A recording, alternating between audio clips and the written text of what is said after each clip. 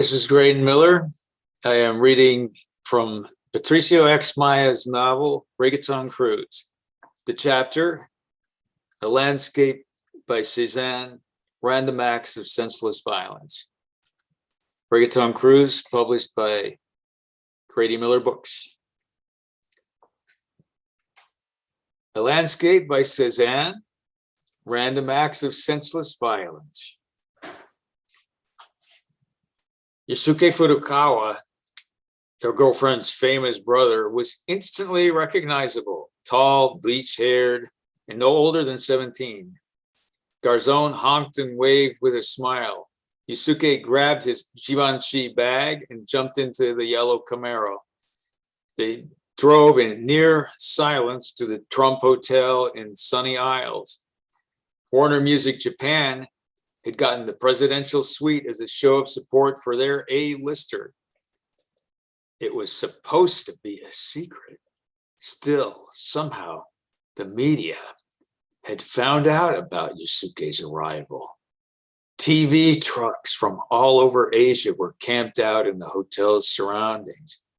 Rumors circulated that the young singer would address the media. "I will absolutely not talk to them," said Yusuke, looking out the window of the presidential suite, which was on the highest floor. "I do not want any interaction with them. They are responsible for my last breakup and the one before that, and I do not like them in the least." At the airport, they asked me about my upcoming album. Can you believe that? It is not the right time at all. Please don't talk to them, guys. The Japanese press will certainly approach you. My fans might try to add you on Photograph. The Ecuadorian and the Liberian shook their heads, yes, from the wide suede sofa where they had sat. Here was the star brother at last. Both Alvo and Mamadou had seen the guy's music videos and media appearances, first prompted by their girlfriends and then of their own accord. J-pop, it was a strange world for them. They couldn't think of anything to say.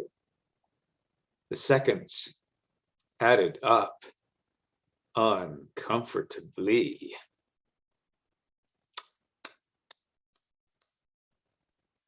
Alvo thought about bringing up Yusuke's latest music video, but decided against it. All he could think about was how oddly formal the teen star was. "You got like a British accent," mumbled Alvo. "Australian. My English coach is Australian," said Yusuke, looking at his phone. Mamadou stood up and moved around the presidential suite. It was quite a contrast to the Motel 6 where he and Alvo were staying. "We got to create a plan, yeah," he said, pausing to look at that painting that could have been a Cezanne, Mont Saint-Victoire seen from Bellevue, though it could also have been a bad copy. He didn't really know about 19th century art. It was all possible at this juncture. "Perhaps we could use the media to our advantage," added Mamadou. I see, said Yusuke, now looking at the glittering Atlantic in the distance. "Whatever our plan is," said Alvo, pretending to fidget with his phone, which had gotten cracked in the Texas brawl that seemed ages ago, "we need to execute it and not just yap about it." It got quiet again. Mamadou continued to scrutinize the improbable Cezanne painting as if it could offer him some way out. For some odd reason, the painting reminded him of his first home near one of the arms of the Mesurado River east of the People's Bridge, the one where things had been all right for a while before the war burst. Perhaps the painting reminded him of an old home in different how it was. That is, in all that it wasn't. And yet there was something there that was the same. He kept looking. Alvo Garzon, who'd gotten in an incredulous mode of thinking, took the extended silence as proof that they were wasting time. And even if they did something, he thought they were at the mercy of the crazy green-clad terrorists. This country has gone to complete shit, he blurted out, his court light sneakers on the marble coffee table. The USA is gone, gone. A la mierda. I can't even recognize it sometimes. I played tennis in Sweden for a while in high school. I should have stayed there. Yusuke looked at Garzon with barely hidden contempt. The sudden display of annoyance was rude in his eyes, not to mention the sneakers on the table. When Kaori comes to her senses, I'm taking her down to South America, added Alvo Garzon as a joke, and in retaliation for the look, but neither of his companions laughed. Brazil? Asked Yusuke, trying to hide his disdain. Ecuador, said Garzon. Oh, said Yusuke. I thought you were from Saudi Arabia. No, said Alvo. I'm from Ecuador, center of the world, and I'm going to take Kaori there, or to Chile, which is better off, or to Colombia, which has better music. We got to get them out first, amigo, said Mamadou. We're not getting them out, bro, said Alvo. Why not? Asked Yusuke. We're not, said Alvo. The terrorists are. Or they're not, said Mamadou. That's right, or they're not. Sweet's phone rang. Yusuke told security to let up whoever was calling. We need to go to the damn cops. That's what we need to do, said Mamadou, turning around from the improbable Cezanne. He was suddenly aware of how utterly pointless scrutinizing an old European painting was, a probable fake one on top of that. What are they going to do? Asked Alvo. Might be able to guide us somehow, said Mamadou. Piss in the wind, man, said Alvo. Eh? Let out Yusuke. He means it might backfire on us, said Mamadou. Backfire, asked Yusuke. The cops might call immigration on us. You said you was a U.S. citizen, said Mamadou. Aha, but you're not, said Alvo.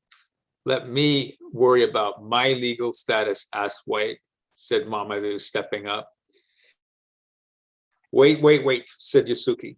It is not a proper idea to go to the police yet. The teen's deep, well-trained voice annoyed the Liberian, who felt it was fake. Or at all, think about it. The police, the Navy, and the CIA know what's up, said Alvo, noticing the other's shit sandwich expression. What? You planning on stealing a motorboat and pull a Soviet ambush on the Reggaetón cruise? You don't look like Ethan Hunt or Jason Bourne to me, with all deepest respect, brah. Anyway, news said they shut off the ship's GPS. We don't even know where they are. So why drop the white knight baloney and think of something useful instead? You calling the kettle black, brah? How? You're the one who said to drive here like some type of fucking Fast and Furious hoe. Well, you agreed, ass captain, said Alvo, stepping up. Wait, interjected Yusuke, looking out the window. And then in his trained voice, perhaps I could use the media to send some type of message. Exactly, said Mamadou. I thought you hated the media, brah, said Alvo. Not as much as you love the police, snapped back Mamadou. Yusuke turned away towards the Atlantic again. The Liberian and the Ecuadorian struck him not only as sweaty, but also as terribly rude. He introduced Kaori and little Amy to so many top-notch men, and yet they'd come to America and gone for these two outliers. There was a knock at the door. It was Fumihiro, Yusuke's manager. who upon entering bowed. The Ecuadorian and the Liberian awkwardly bowed back. Much of what was said at lightning speed. Alvo, who prided himself as having mastered basic Japanese through Kaori, couldn't catch a word. The conversation started getting heated. Mamadou pointed at his cell phone. "Excuse me," said Alvo. Neither Yusuke nor Fumihiro turned around. "Excuse me." Nothing. It was as if they weren't there. "Sumimasen," yelled out the Ecuadorian in a heavy Spanish accent. Yusuke turned round, deeply ticked off. "Yes, my good friend," he said coolly. "Can we please turn on the TV?" asked the Liberian politely. Yes, yes, my good friends, make yourself at home," said the J-pop star, turning back to Fumihiro. Alvo and Mamadou made their way to the suite's media lounge. It felt like the Oval Office, or what they imagined the Oval Office would feel like. There was even a picture of the 45th president up on the wall. Mamadou turned on the news. Jen Cornell, a blonde anchor woman in a red dress, was reading the coalition's announcement. Due to our strategic actions in the Gulf of Mexico, the coalition of the eager foresees that the organization be blamed for this morning's shooting of Sir Anton Ruggieri in Sarajevo, Bosnia. In fact, ill-attended rumors are already being spread by the wicked corporate media. They are all lies. The conditioned coalition of the eager does not condone random acts of senseless violence, even if they are perpetrated against the enemies of the people. The coalition of the eager is not a terrorist organization. Our aim is not to terrorize, but to bring about change in specific areas related to the evil cruise industry in the Caribbean. As stated prior, these areas included cruise history's destructive environmental policies, the cruise industry's destructive economic policies, the cruise industry's senseless stimulus of disastrous globalism, plus a fourth undisclosed goal. Needless to say, the coalition of the eager would like to see a change in paradigm everywhere on this sick earth, but now we are focusing on the Reggaetón cruise. Our demands have already been stated. We shall not free any passengers unless our demands are fully met. More information about that matter shall soon be communicated. For more, let us be clear once again that the unfounded accusations being raised against the coalition of the eager had nothing to do with Sir Antoine Ruggieri's shooting in Sarajevo earlier today. To put it another way, we understand that Sir Antoine Ruggieri headed an evil, murderous organization, the IMF, but we do not take credit for his shooting. Somebody else did it, which comes as no surprise. Scores of people around the world are sick and tired of the ongoing abuse of the bloodless globalist, and a growing number of those dissidents are not only becoming organized, but have started to take action. Perhaps we have inspired them, but that remains in the realm of conjecture. One thing's for certain, the liberal establishment gets accustomed to radical actions unless radical change is brought about effective immediately. This is the new world. Together in harmony, strength, and eternal goodwill. Blood and Soil America, Earth Rescue Brigade, USA, non-aligned federation for the neoliberal termination, fourth group classified, pluribus est unum, the coalition of the eager, somewhere in the contiguous core of the sacred United States of America. I need a drink, compadre. Good idea, bro.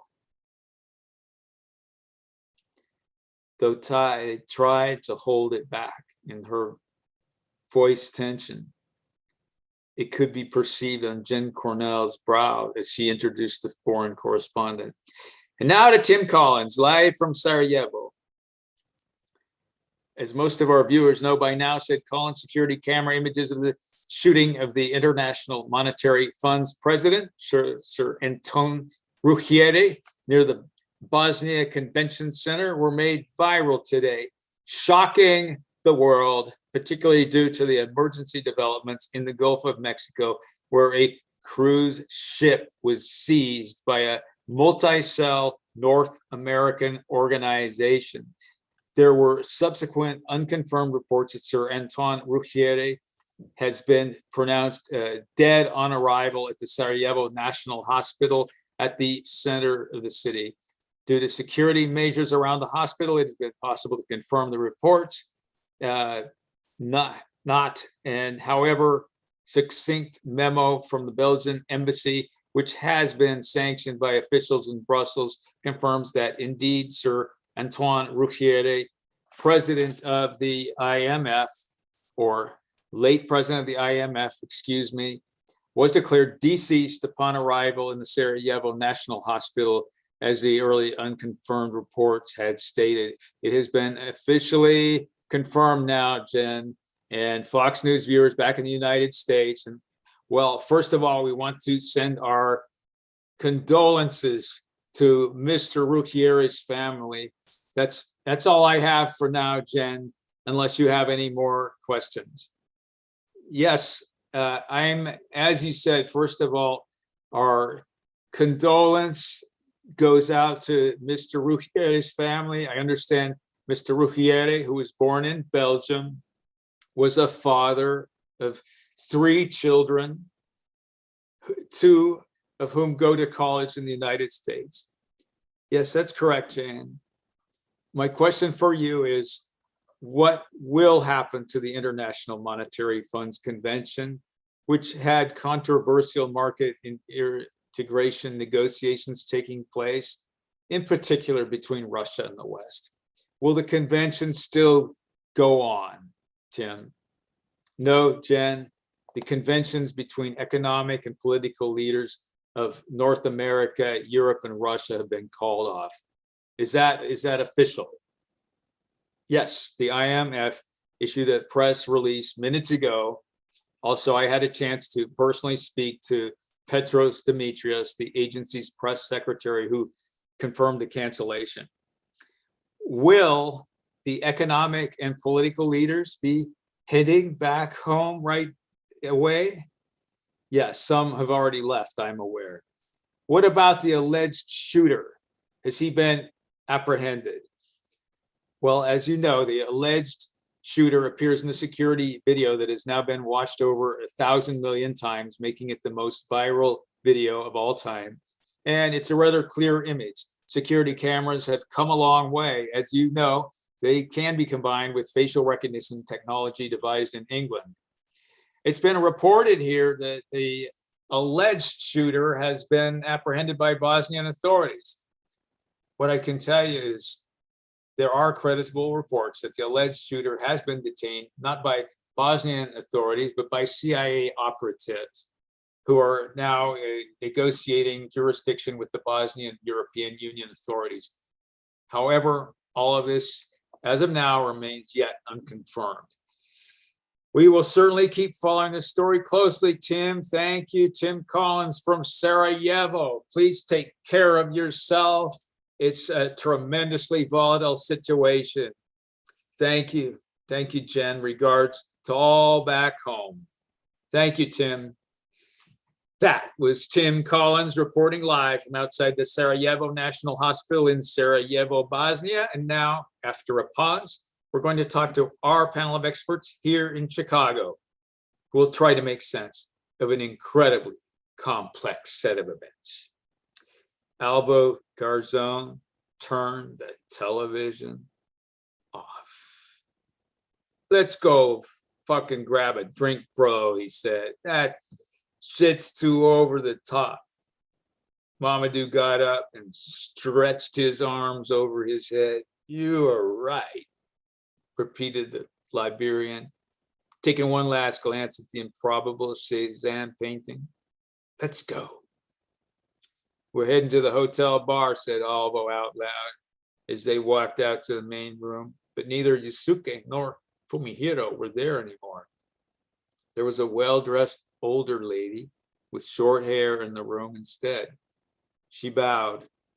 The Ecuadorian and Liberian bowed back. With the aid of Google Translate, she let them know that Yusuke had gone to do a press conference with Fumihiro and the Japanese ambassador to the United States. I wish we'd met you under different circumstances, said Mamadou. So do I, said Mrs. Furukawa through Google Translate and a sad expression in her face.